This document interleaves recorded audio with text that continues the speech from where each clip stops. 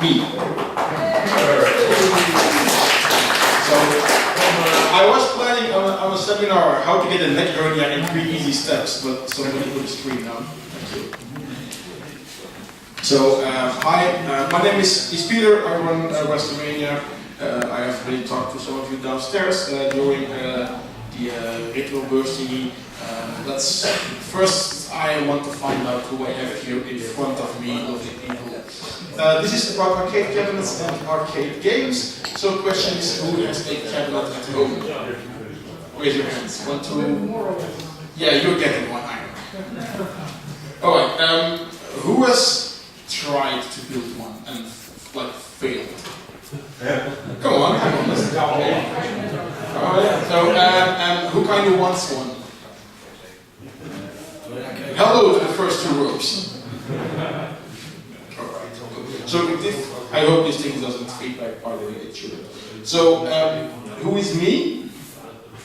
I started with arcade thingies in 2009, started WrestleMania. It took me 2 years to build my first cabinet, and the second one was 2 days, so that helps. I'm actually more of a pinball player than an arcade player, and demo scene-wise, I'm also active for revision and Tomb and other stuffs like scene set and everything. So well, say hi if you can.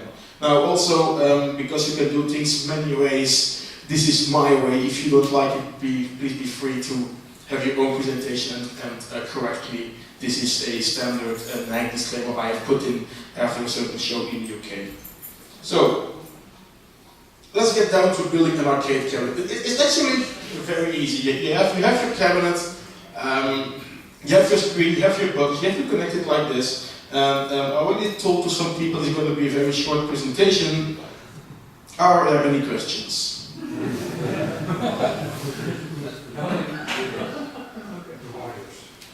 Is it expensive? It is as expensive as you want it to be. Okay. So, well, that's because most of you are looking like a cow in a steam train in 1835 at this, but let's dumb it down a bit. And let's just start first with the input, which are the buttons and your joystick.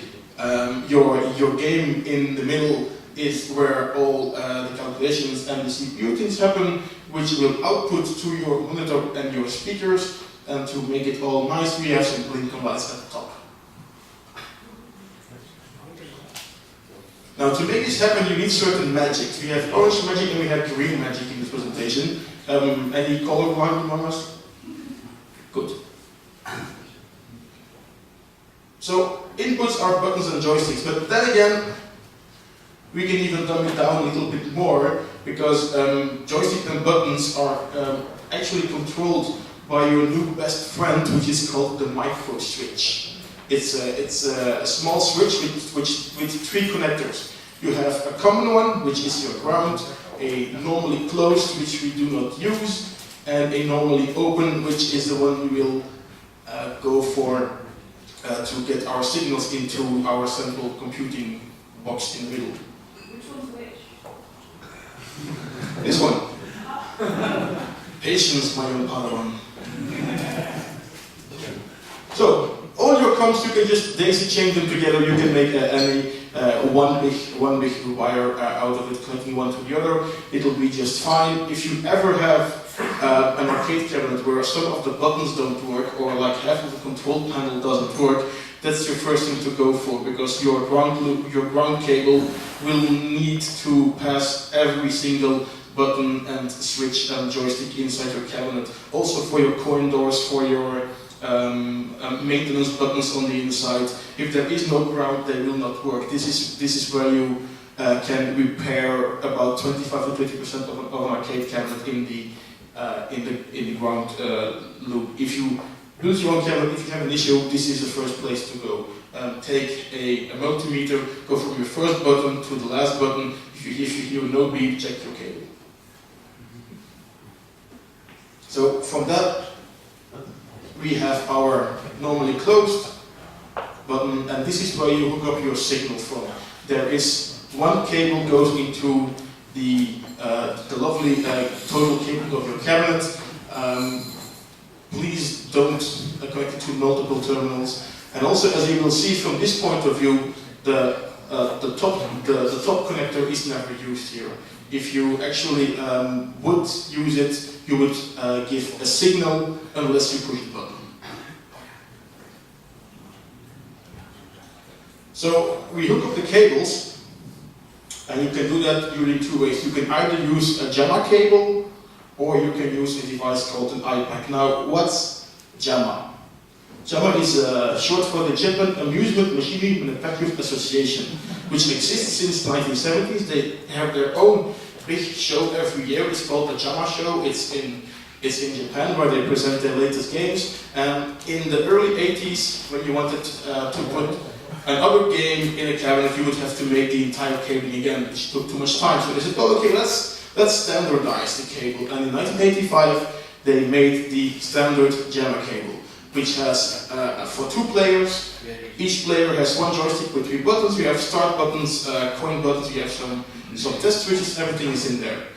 Now, this your input, and your output is actually on the same cable, which is perhaps confusing for some people, because your JAMA cable is used for input and output at the same time on different pins. And there's also a bottom section for your power, your 12 volt, your 5 volt, and your minus 5 volt, and your ground connections.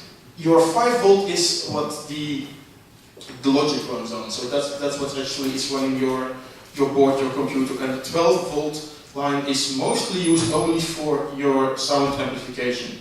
If you have an arcade game and the sound is dead, check the 12 volt. First at the power supply, then the cable, and then you can isolate it further onto the circuit board. Maybe one of the amplifiers is dead, but if there is no sound, your 12 volt line is your first thing to go for. The minus 5, although still present, is not really used anymore today, and most of the power supplies won't even have it anymore. So it's kind of safe to ignore it, although some games from the 80s still need it for some strange reason. And then we have the second connecting method, the iPack, which is a thing with an eye not made by Apple. And it's a USB interface which has mostly the same inputs as a JAMA cable, only more. So you have your 2 players, you have your grounds, joysticks, but you have more buttons and some extra things, and this will all wire up into a USB or a PS2 cable if you have a really old system. This is made by a company called Ultimark. I am no longer able to order these from them. They are replaced by something called the Mini Pack and other products, but they work kind of the same. The principle is changed. You connect your buttons and your joysticks to this, and you set it up on your PC. So covering input, the output, well, you have 3 options here. I won't cover sound because that's a normal speaker. I use any normal car speaker that you can find in a car tuning shop or similar. So for the screen, you can have an original arcade screen, you can have a computer monitor, or you can go with a CRT TV.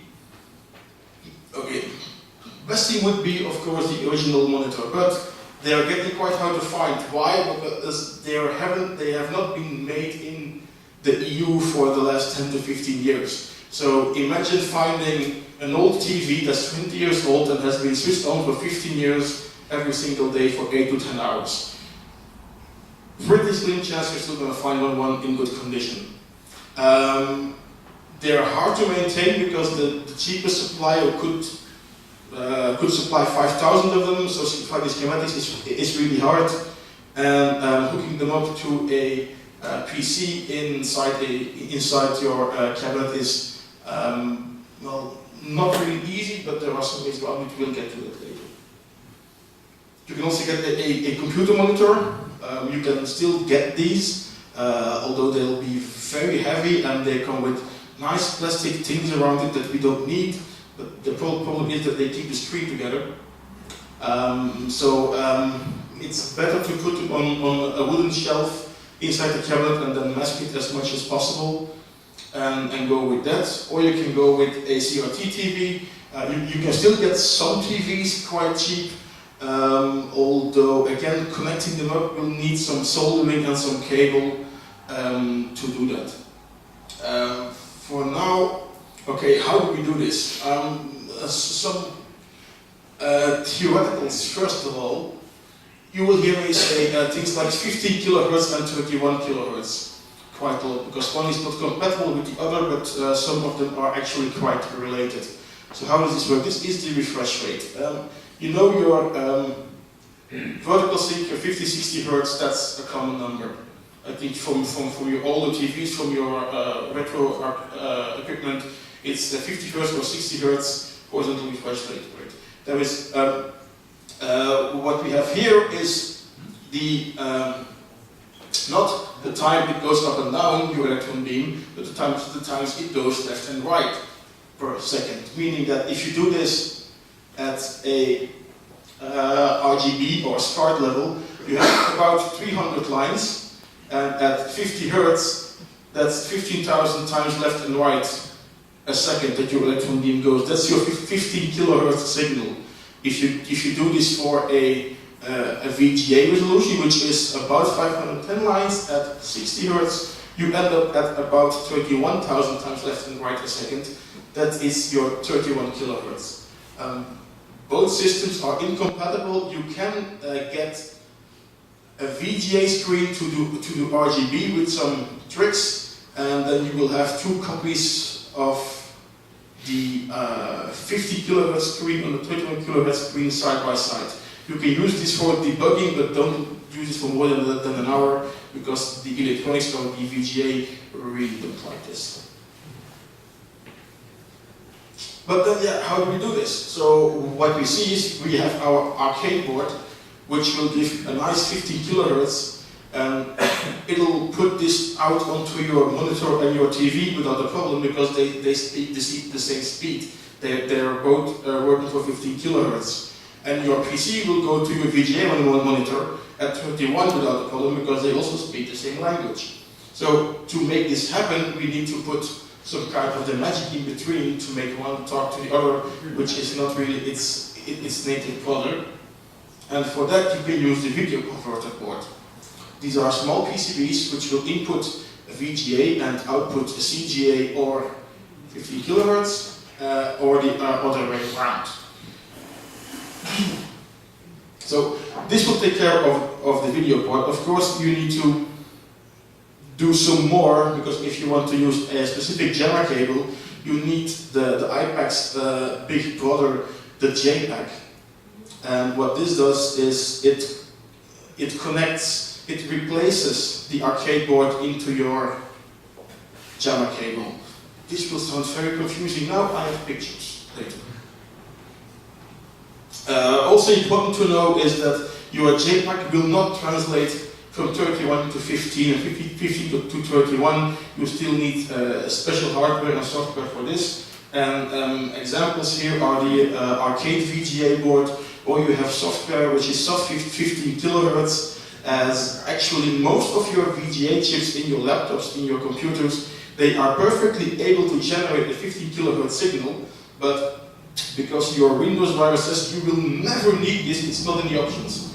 What Soft 15 does is it re-adds them and gives you the possibility to blow up your screen. Which is really fun if you feel like a black at the tube smoking. Don't try this at home. So, and then in order to connect the TV, and this is what some of you guys here asked me earlier today. Okay, I have a JAMA board, I have the outputs. How do I connect this to a SCART block? Well, this is how. You have your red, green, and your blue, but you need to put some resistors in between because of voltage differences. I have a way better schematic than this one. I should actually make a note and replace this one that I can mail you if you're really interested in how to do this. So, connecting this all up, what we have seen, well, we can use a PC with both a VGA and a CGA CRT screen. We can now plug in a JAMA cabinet with the CRT, and we can plug in a PC into a JAMA cabinet with all the tools that we have now. Who's still with me? I am surprised. Okay, so question: I have a PC and I have a Commodore screen. What do I do? Everybody was with me, so now you can perfectly reply to this. Come on. Magic. Which color? Green magic. Green magic. Yeah, magic and green. Okay, explain the magic.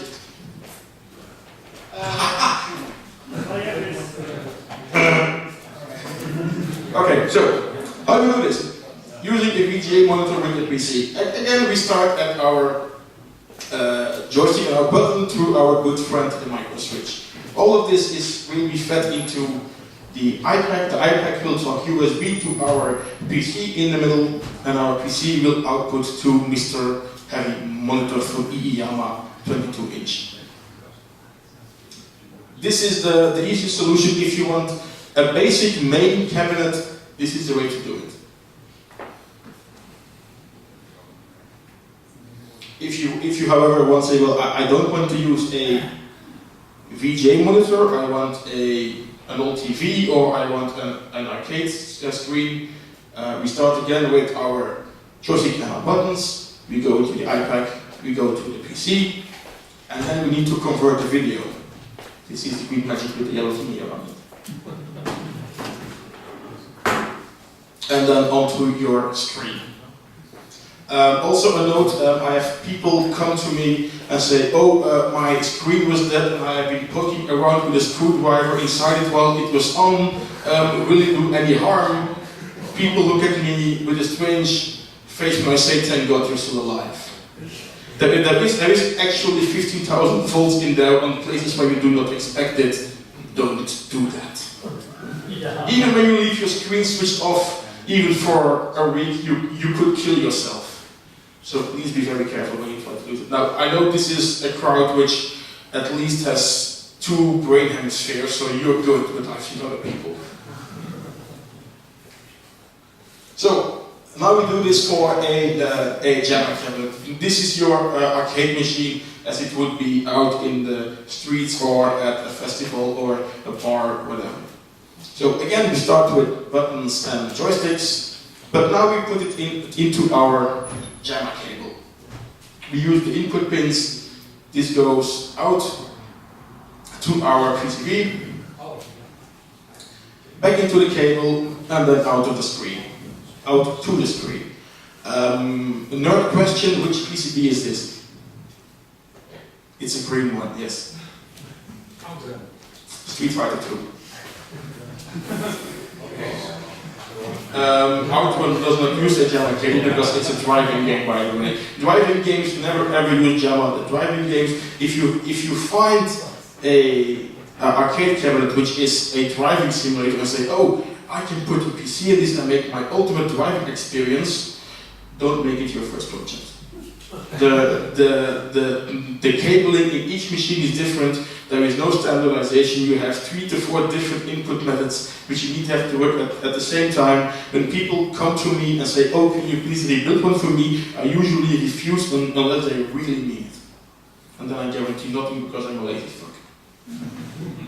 At least I'm honest, come on. So, a JAMA cabinet with a PC. So again, joysticks and buttons into the cable, but now we put the JPEG in between to act as a USB interface, USB translator that we put into the PC. The PC will use its arcade VGA or the Soft15 software, pipe this back to the JPEG. JPEG put this into the cable, and it will put this into the screen, which is exactly where we were earlier. Like with a lot of the screens, isn't it? Like you only need older screens if you want to have light gun capabilities because it. Like other than that, it's just actually for the screen. Okay, so our question is, do you need a CRT for a light gun? Yes. I know for those kind of TVs, but like, is it better to use more modern screens if you want to? do this, or do you still recommend just using older? It's completely up to you what you want. I personally, when I sell cabinets, I try to put LCD screens in them, because then I can guarantee people there is, okay, the chance of this blowing up tomorrow is far lower than your basic CRT screen. When I sell a cabinet with a CRT, I guarantee nothing for the screen. It can die tomorrow, you're out of luck. So if you want to, if you want peace of mind, go with an LCD screen. If you want hardcore ancient technology, go with the CRT and live with deadly voltages. For the aesthetic, for the retro aesthetic. Yes, indeed. And then I'll come to that later. You can still fake that later. Okay. Corner. Yes. What about the multi-sync monitors? I bought an NEC multi-sync and an Haltix, which can switch from VGA to 50 kilohertz. Mm-hmm. That's are they still available? No, of course not. Okay. No, actually there is only one company left on the entire, two companies left on the entire globe that still make CRT screens, and they're based in China. And because they both use LED, you're not allowed to import them into the EU or into the US. Existing screens you are free to trade inside the continent, that's fine, but you can no longer import new ones. Okay. Go to China. So actually, what you can import is, well, don't forget, a screen exists out of two parts. You have your glass, your cathode tube, and you have your electronics, your chassis. What will blow my 9 out of 10 is your chassis, because that's where all the voltages are. And there are aftermarket chassis or chassis, I don't want to pronounce it, multiples. And I've ordered some. I have received one last week. I'm still looking for something that's called an isolation transformer. Oh, by the way, yeah. If you use a CRT screen in your cabinet and it has no separate power supply on its own, you need to put in an isolation transformer. It actually splits. It gives your screen its own little island in your power distribution system. If you don't do it, you risk putting 220 volts on every metal part of your cabinet. So, hint. Did I mention deadly voltages yet? This is fun, come on. So, this was part one, which was the hardware. Now we'll go into the emulation world of MAME and everything. So we have some rumors, what you need to know, some help, some quirks, some high scores, some cheats, some different functions, some tips and tricks, and more opinionated ones for myself. Now, rumor. Is it? MAME is hard to config. No. Well, it kind of is, but you can get around it. Now, what you need to know about MAME for once, there are 15 million versions of MAME for every platform with every feature set. Config files are all text-based but shared. It's extremely single-threaded, but the main dev team wants to do is they want to make it compatible with as many devices as possible out there. Meaning you have to keep it very simple. Meaning it's all single-threaded. Mostly, we'll get to it later. There is hardly any 3D acceleration, and you have to keep very good track of your ROM sets and your file names, or suddenly games will stop working. So first thing you do when you start MAME is you have to create a config file, which you do with main create config. This command is buried in documentation. It will take you 25 minutes to figure out, MAME is started, it's not doing anything, what am I doing wrong? Oh, I need to create an empty config file. And then, once you have that, you go to a second version of MAME, which is the one with the user interface. It's extremely slow, it's a pain in the ass to work with, but at least you have a graphical interface to set your configurations. And as said, the config files are shared, so whichever config setting you do here will be picked up by any other main version of command line, accelerated, 3D accelerated, whichever you can use. So it's a feature that you might as well abuse while you can. Once you do that, you can set up your player controls. Again, go to your main with the GUI, start any random game and pause it, enter tab and go into the menu, and you go into your player config settings and you erase everything. The default settings work, but kinda, and it will take you a lot of debugging, and erase everything you find and only enter the specific options that you really need. If you don't have a second joystick, don't configure it.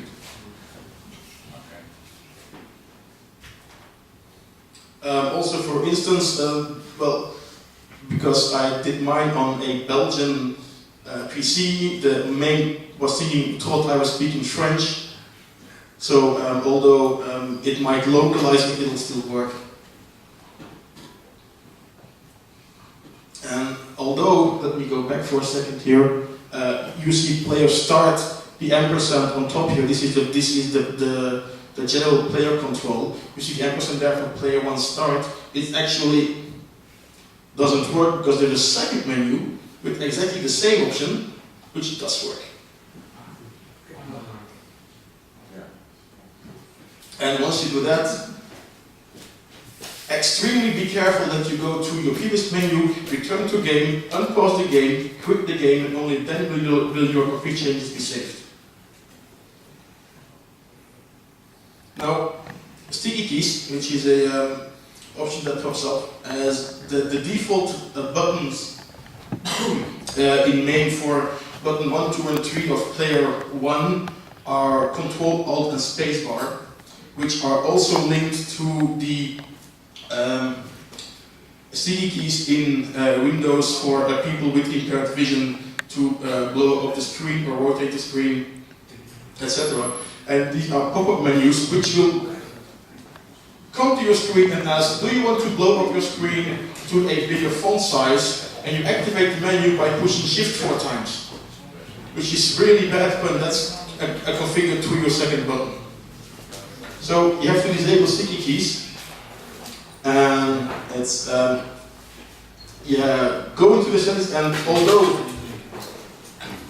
your use sticky keys will be disabled, still go into settings, disable everything in there, and go back out. You have to do this once on each installation that you do, but otherwise you will get, well, let's just say you do your Hadouken combo in Street Fighter 2 and your screen will rotate, which is, might not be advisable. What could be hours of fun, who knows, before you get the turn back? Because imagine using Google for the hotkey to rotate your screen when your screen is rotated. I've been there. So disable your sticky keys. And also, because what the main dev team wants to do is make your emulation as perfect as possible to the original, meaning that your arcade game, when you switch it off, it won't save the high scores. You might want this to still be kept, so there is a special version of main which will reuse the same config files, but has a separate configuration file for the high score memory locations. And suddenly you can have your high score list saved. Some arcade cabinets like Neo Geo and Tetris do this by default. Most of them won't, so if you want to keep your high scores, this is the way to go. It's well, out there on the internet. The cheating is done at the same method. It's again a separate version of main, which is not the same as the one with the high scores. So you will have to choose either high scores or cheating, but when you're cheating, there's no need for high scores anyway. You will need to enable the cheat options in the menu.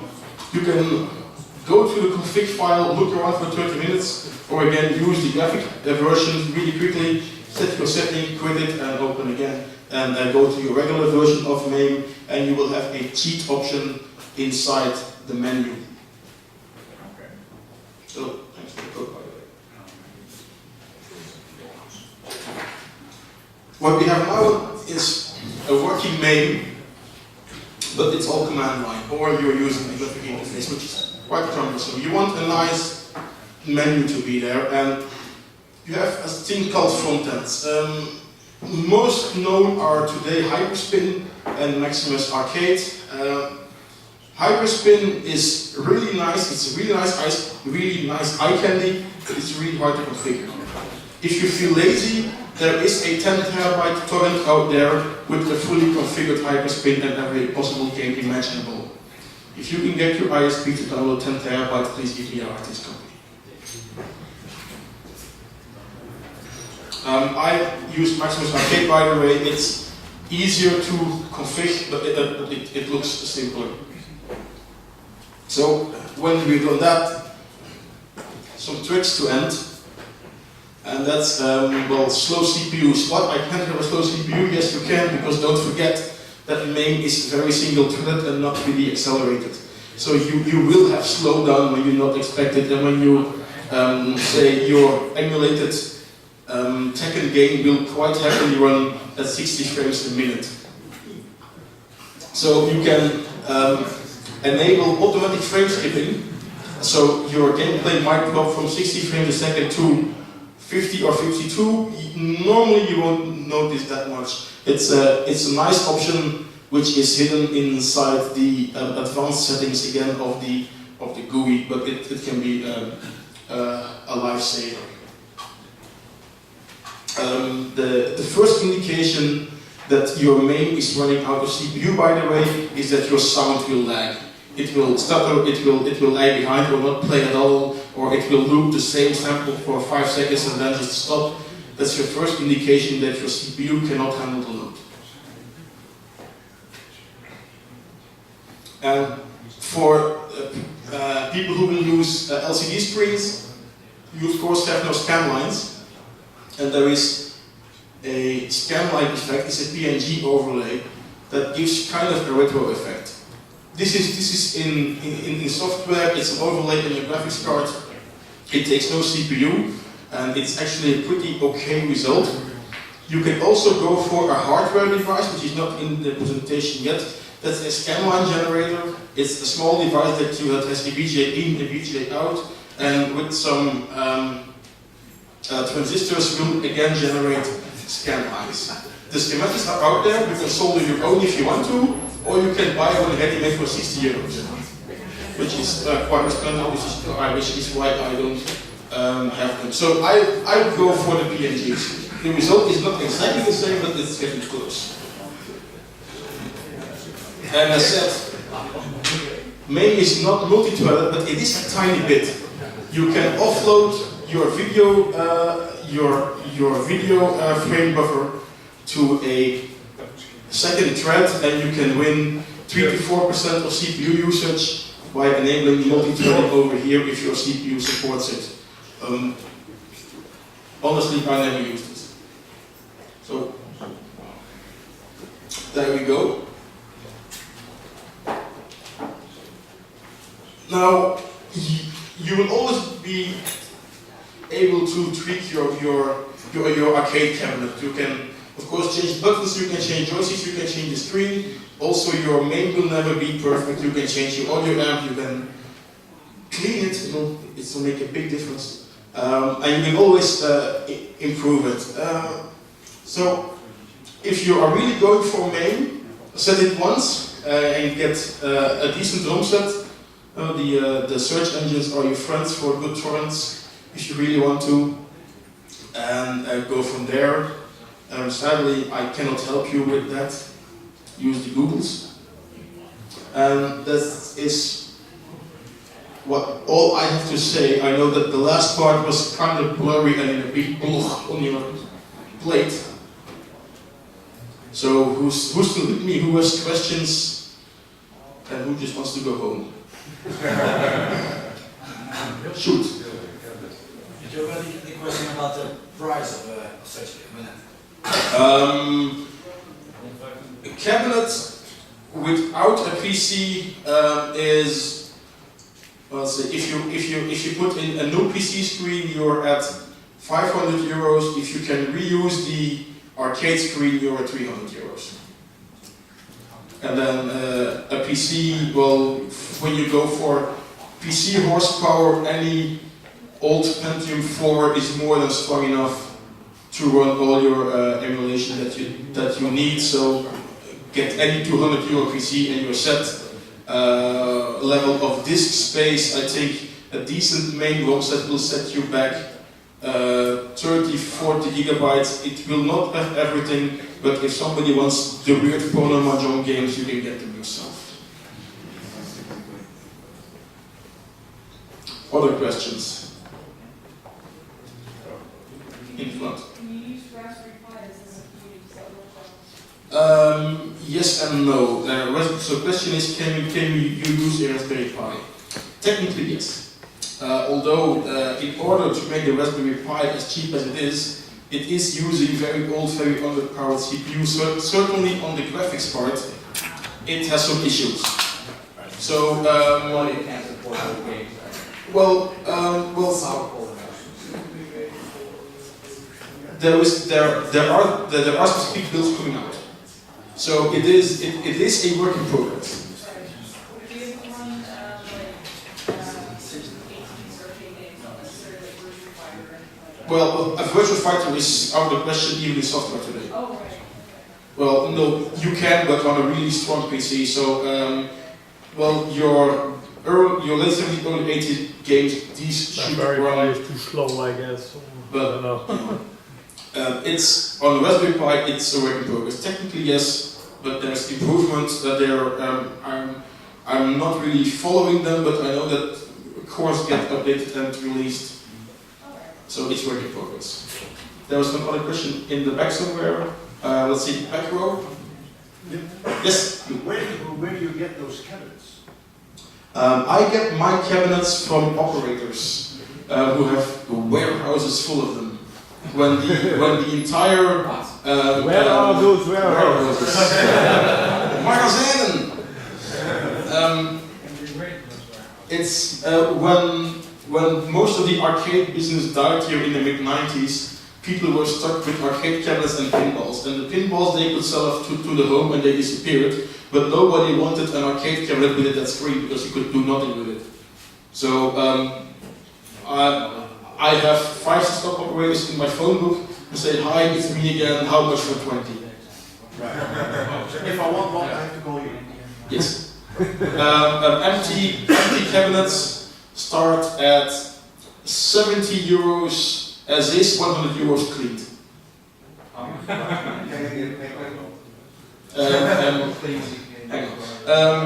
It's, well, as is, as they get delivered to me, I still have a 75.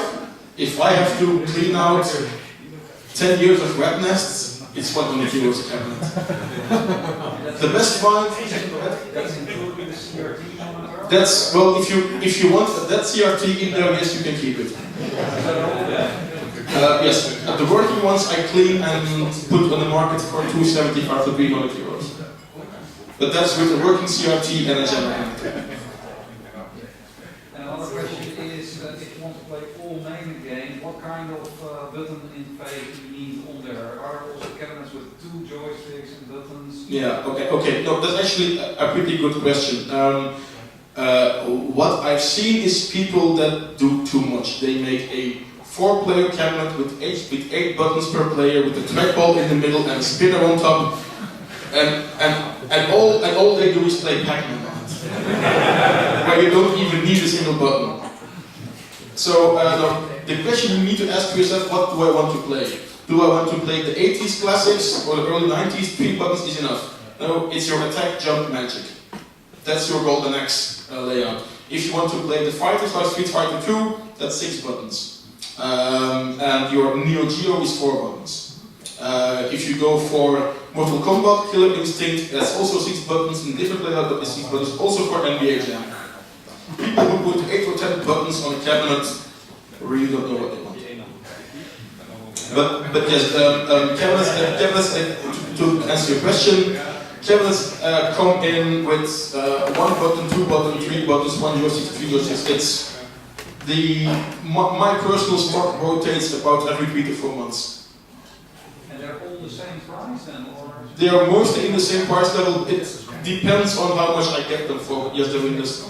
They're cleaned out. Usually it's in the 100 to 125 price range. Depends on the status of the cabinet, the size, things of joysticks.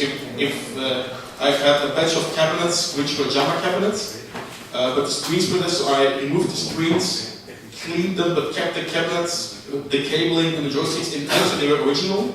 So they were 125 because, well, they were nicer. It's supply and demand. And delivery costs are? The delivery costs are 25 cents a kilometer. 25 cents per kilometer, because you can't tell? Yeah. Sorry, second floor. I'm just wondering how do these things ventilate? Is the back open or is it? No, there are actually at the back of the cabinet you have hand grips, and these are open, so that's your vent. It's like a chimney. So at the bottom there are slits in the wood where cold air gets sucked in, and it vents out on the top 2 other openings. So the marquee, the blinking lights, that's actually your air exit. So there is ventilation. You don't Yeah, yes, there is ventilation. At the bar, sir? Why wouldn't you use a VGA or LCD screen? Is that because of the resizing or the? No, it's personal choice. Okay. If you want a VGA, then go with a VGA. If you want to be hardcore and use an original arcade CRT, go ahead. There is no technical reason why one or the other. What do you propose from a visual experience? Please explain. Which screen do you like better, just to play? Just for To actually play a CRT is better because it has a scan lines. If you would go for an LCD with the low resolutions that all these games are, you really see the blocky pixels. So that's in the, and you can in main you can add the scan lines with an overlay. When you have the Chinese multi-game systems, they don't have that. So you can, well, back in the 80s when you wanted orange, you put a yellow pixel next to a red pixel and it would mix with the interlacing. LCD doesn't do that, so you now have the 2 pixels side by side and the effect is gone. So that is where your scan line generator can help. But it's I know there is a company in Germany which sells them for about 50 euros each for a small board with some components. In the winter stop, it's one of my projects maybe to build it cheaper. So if that could be a 15-20 euro device, yes, a 50 euro device is ridiculously expensive. That's why I don't carry them myself. Because I can buy them at 45, but I have to sell to you at 60 for something that's 3 euros in components. I'm an asshole, but not that much of an asshole. There was behind you, second row to the back was a question, or is that gone? No, it's gone. So. Do you understand correctly that you said the iPad interface is no longer available and replaced by a mini iPad? Or? Yes, so the iPad 2, as it was in the presentation, I can no longer order them from Multimark.